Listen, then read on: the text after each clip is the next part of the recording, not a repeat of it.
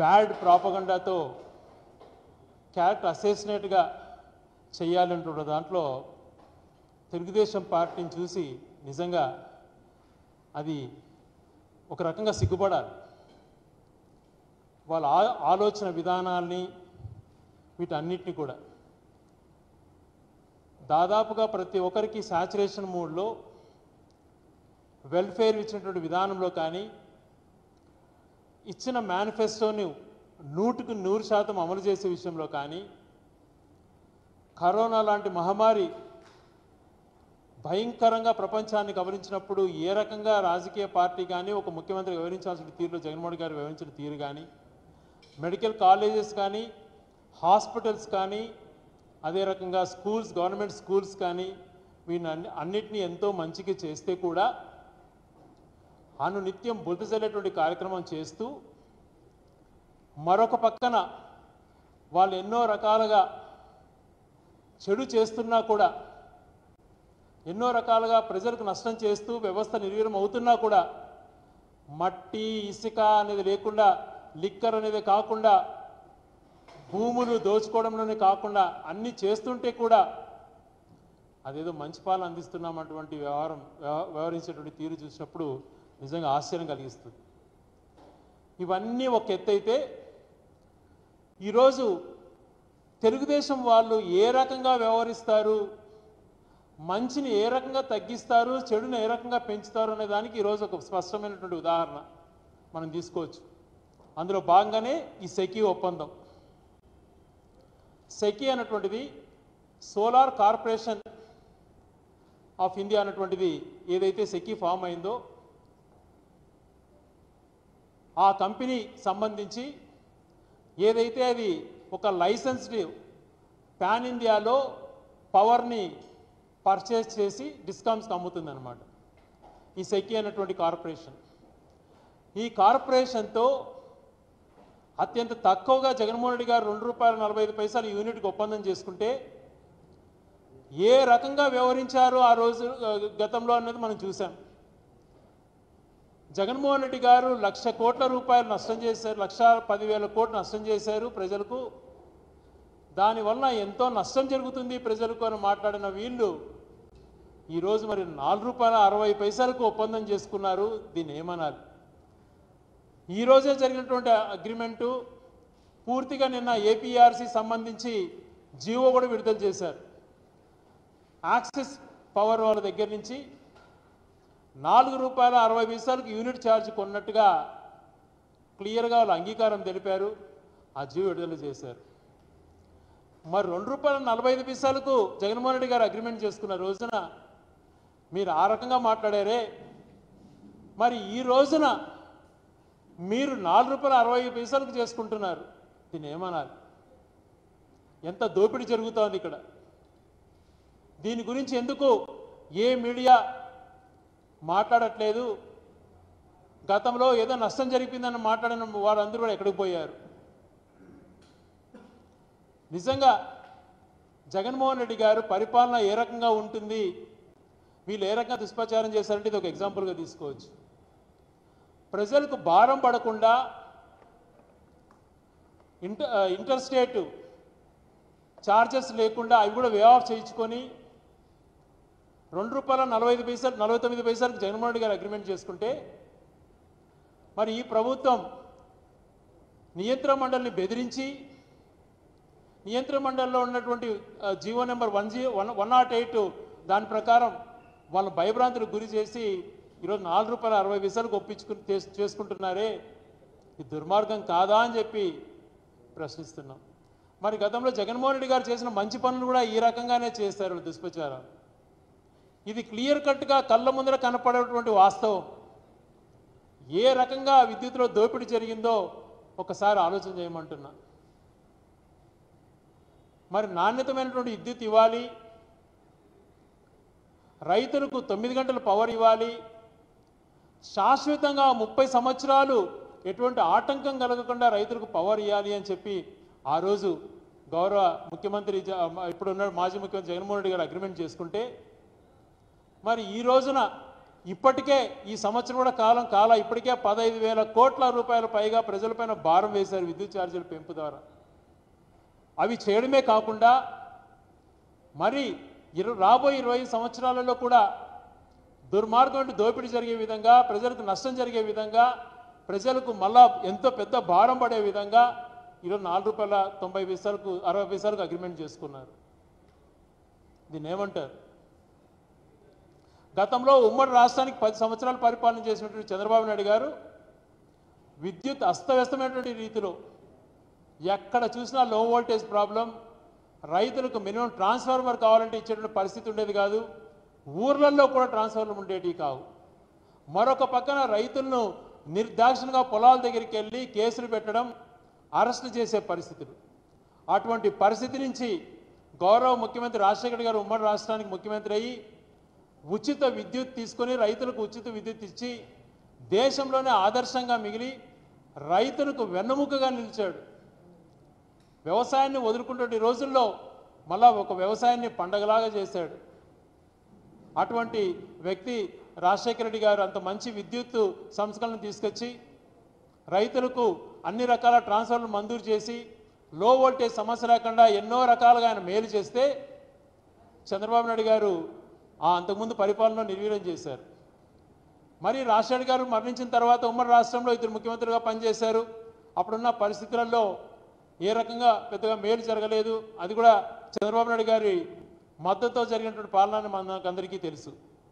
మరి 2014లో తిరిగి ముఖ్యమంత్రి అయినాడు. రాష్ట్రం విడిపోయిన తర్వాత ఆంధ్రప్రదేశ్కి మళ్ళీ అదే రకమైనటువంటి తప్పుడు ఒప్పందాలు, బురద జల్లేటువంటి కార్యక్రమాలు చేస్తూ దోపిడీకి రహదారులు నిర్మించాడు. అన్ని రకాలుగా దోపిడీ. ఈరోజు విద్యుత్ నియంత్రణను చూసుకుంటే తను ఒక విజనరీ అని చెప్పుకునేటువంటి చంద్రబాబు నాయుడు గారు ఒక అంశం ఆలోచన చేయాలి. రాష్ట్రం విడిపోయి ఆంధ్రప్రదేశ్గా ఏర్పడినప్పుడు తను విద్యుత్తులో అప్పుడే రాష్ట్రానికి విడిపోయినటువంటి రాష్ట్రానికి 29,000 కోట్లు పెండింగ్స్ ఉన్నాయి, బకాయిలు ఉన్నాయి.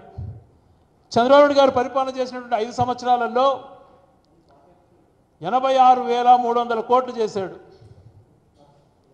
మరి మనము కాంపౌండెడ్ యాన్యువల్ గ్రోత్ రేట్ తీసుకున్నప్పుడు 24% పెరిగింది. మరి జగన్మోహన్ రెడ్డి గారు మళ్ళీ 19లో ముఖ్యమంత్రి అయిన తర్వాత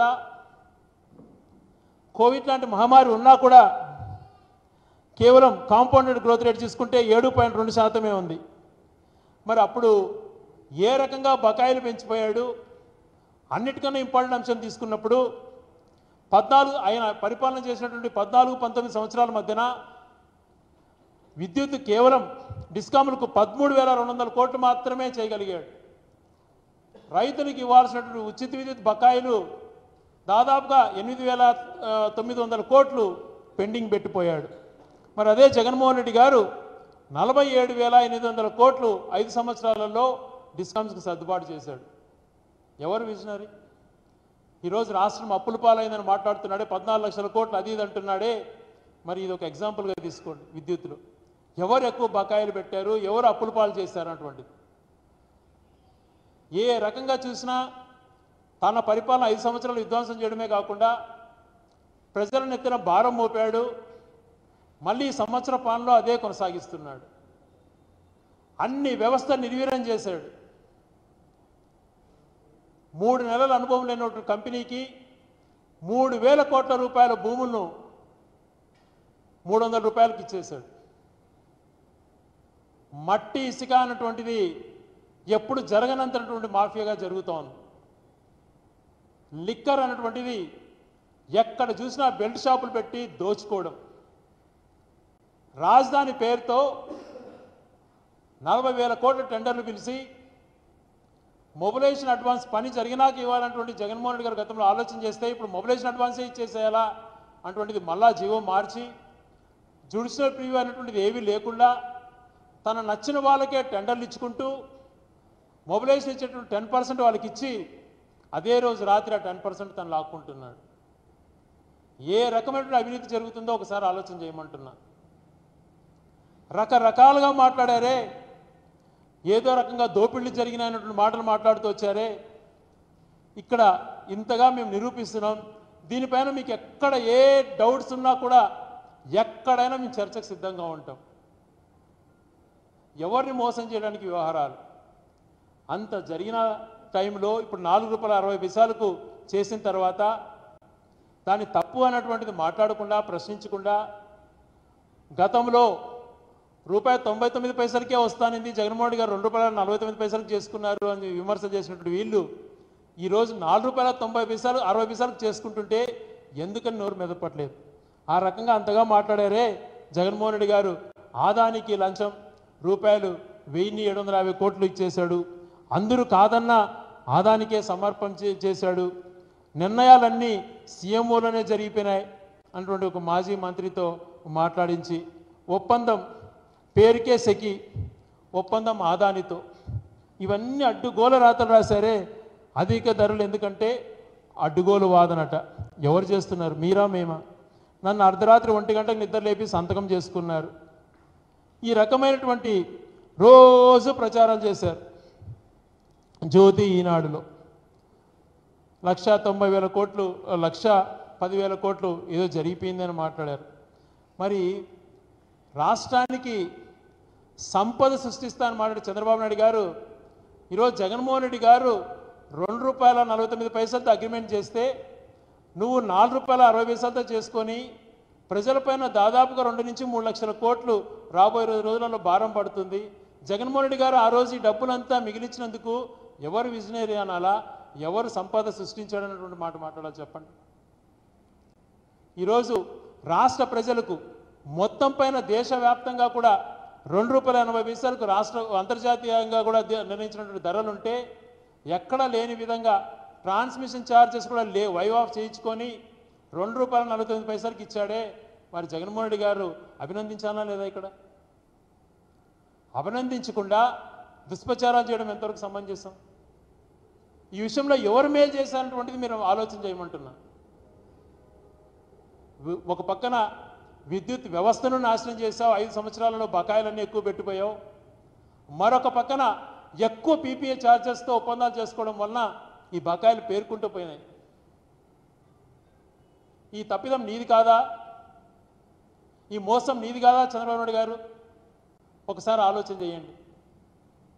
ఎందుకు ఇంతగా ఎన్ని లక్షల కోట్లు చేతులు మారాయి? మన విండ్ పవర్లో కూడా ఇష్టానుసారం దోపిడీ, సోలార్ అగ్రిమెంట్స్లో విపరీతమైనటువంటి దోపిడీ, ఇన్ని రకాల దోపిడీ చేసి రాష్ట్రాన్ని అధోగతి పాలు చేస్తూ మళ్ళా దుష్ప్రచారాలు చేయడం మీకే చెల్లుబాటు అయింది. చాలా బాధ కలుగుతుంది. రాష్ట్రానికి కానీ రైతులకు కానీ మధ్యతరగతి వాళ్ళకు కానీ ఎంత నష్టం చేస్తున్నాడన్నటువంటిది. ఈరోజు ఒకవేళ పవన విద్యుత్ అంటే మన విండ్ ఎనర్జీలో కానీ సోలార్ ఎనర్జీలో కానీ వాతావరణ పరిస్థితుల వల్ల అప్ అండ్ డౌన్స్ కొని రావచ్చు. ఆ లొసుకును యూటిలైజ్ చేసుకొని పవర్ లోడ్ ఎక్కువగా ఉన్నటువంటి 3-4 అవర్స్ అయితే మీరు దాన్ని ఇష్టానుసారంగా దాన్ని వాడుకొని అంతటికి ఒకటే ఛార్జ్గా చేసి ఈ రకంగా ₹4.60 అగ్రిమెంట్ చేసుకోవడం సమంజసమా చంద్రబాబు నాయుడు గారు అని ప్రశ్నిస్తున్నా. అన్ని రంగాలలో దోపిడీ, ఏ వ్యవస్థను వదలట్లేదు. మరి ఎదురుదాడి, దోపిడీ చేసుకుంటూ ఎదురుదాడి. ఈరోజు విద్యుత్ పైన ఎవరు మంచి చేశారన్నటువంటి దానిపైన మీరు పెట్టిన బకాయిల పైన, తర్వాత మీరు రైతులు తీసుకున్నటువంటి ఉచిత విద్యుత్ దానిపైన కూడా 9,000 కోట్ల పైగా పెండింగ్ పెట్టిపోయినారే. అవన్నీ వైసీపీ వచ్చిన తర్వాత జగన్మోహన్ గారు వచ్చిన తర్వాత తీర్చుకున్నారు. ఇప్పుడు మళ్ళా బకాయిలు పెడుతున్నారు. ఎవరు హాయంలో ఎక్కువ అప్పులైనటువంటిది అక్కడ తెలుస్తుంది. ఎవరు హాయంలో ఎక్కువ అగ్రిమెంట్ ఎక్కువ డబ్బుతో అగ్రిమెంట్ చేసుకుంటున్నారో తెలుస్తుంది. ఈ భారం ఎవరిపైన పడుతూ ఉంది? ఇది మోసం కాదా? ఎవరిని ఇంతకాలం మభ్యపెడతారు? ఎంతకాలం మభ్యపెడుతూ వస్తారు మీరు? వాస్తవాలతో సహా విత్ ఎవిడెన్సెస్తో నేను మాట్లాడుతున్నాను. మీకు చిత్తశుద్ధి ఉంటే చెప్పండి. గరిష్ట మినిమం నువ్వు అప్పుడు గతంలో నీ హాయంలో దాదాపుగా 7 రూపాయల వరకు నువ్వు అగ్రిమెంట్ చేసుకున్నావు. ₹2.49 జగన్మోహన్ రెడ్డి గారు అన్నటువంటిది కనిపిస్తోంది. మరి దీంట్లో ఎవరు అవినీతి చేశారు? ఎవరు అవినీతి పరులు?